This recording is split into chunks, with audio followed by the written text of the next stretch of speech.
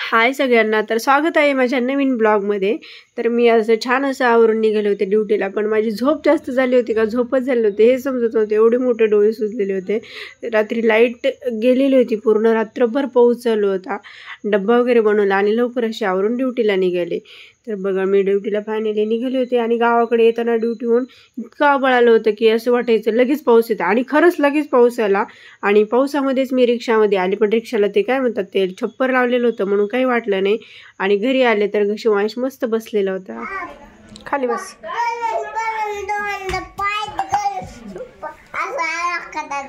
मग पाय एवढं पळू का वाकडे पाय होस तर. आधी दूध पिऊन घे ना दादा.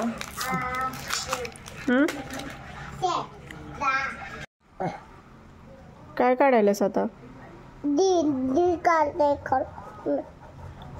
आईस्क्रीम कोण काढ आता?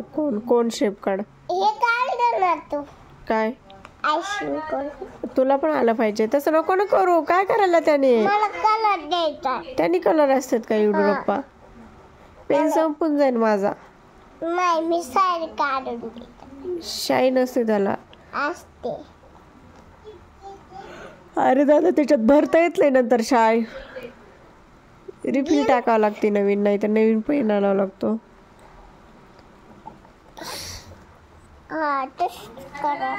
होमवर्क करून घे शाळेचा. बस दे ठेवून आता घरची नोटबुक. मला कलरिंग करायचं. आणि होमवर्क कधी करतो स्कूलचा? नंतर कधी? आणि क्लासमध्ये कोण होता आज तुमच्या? सर का मिस? सर. कोणते सर होते? गावडे सर. काय म्हणले तुला? सर आणि मी. काय म्हणले? घाम कसं येते रे दादा तुला इथं?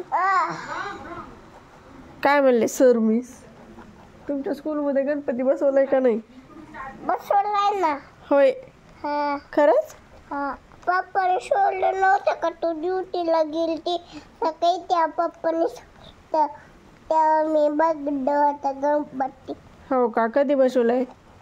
कालच आम्ही. काल शाळेत घालता तू? नाही काल संडे होता लवकर. मग जाऊन आलता का फक्त गणपती बसून?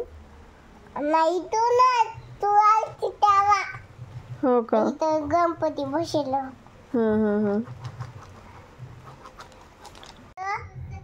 इथं बॅग आणि इथं काय